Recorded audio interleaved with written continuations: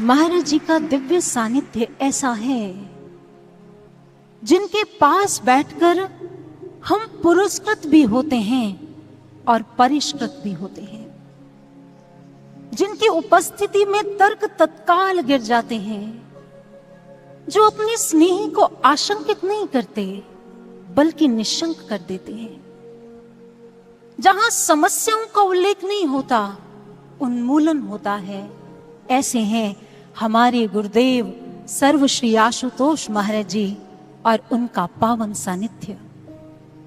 आइए आज उन्हीं के चरणों में बैठकर शिष्य हो जाने का सूत्र सीखते हैं।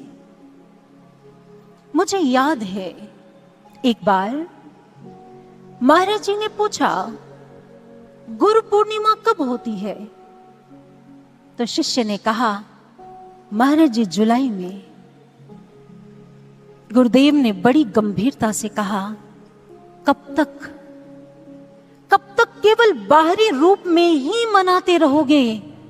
एक बार छलांग लगाओ बाहर से भीतर की, भ्रम से ब्रह्म की, विपदाओं से दुखों से आनंद की। महाराज जी एक क्षण के लिए रुके और बोले, गुरु पूर्णिमा में तो सब कुछ पूर्ण होता है ना?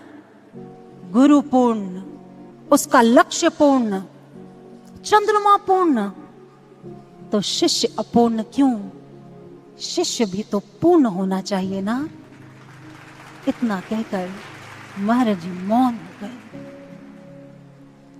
शिष्य का अपूर्णता को त्याग पूर्णत्व की ओर बढ़ने का प्रतीक है यह गुरु पूर्णिमा। गुरु हमें पूर्ण देखना चाहते हैं, भक्ति में पूर्ण, प्रेम में पूर्ण, इंसानियत में पूर्ण, आज्ञाओं में पूर्ण। एक बार एक साधक ने महाराज जी से पूछा, महाराज जी आपको कभी चिंता होती है? महाराज जी गंभीर हो गए और बोले, होती है। अपने शिष्य के भक्ति पथ से गिर जाने की, अपने शिष्य को उसके लक्ष्य से दूर होते देख वेदना होती है। महाराज जी बोले, तुम सब लोग तो अपना अपना सोच लेते हो, लेकिन मेरे प्रेम का, मेरी मेहनत का क्या जो मैं तुम सब लोगों पर करता हूं? जानते हो कितने जन्मों से, कहां कहां से तुम सबको ढूंढकर मैं अपने पास लेकर आता हूं, लेकिन तुम लोग हर बार फिसल जाते हो, विवश हो जाते हो अपने मन के हाथों।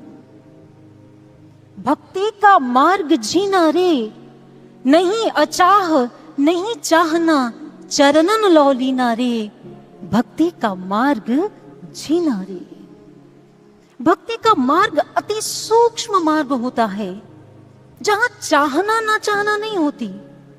वहां तो केवल और केवल अपने गुरु के चरणों में लौ लगाई जाती है। साईं सेवन को देत सिर, कछु विलंब ना किनारे। बिना किसी विलंब के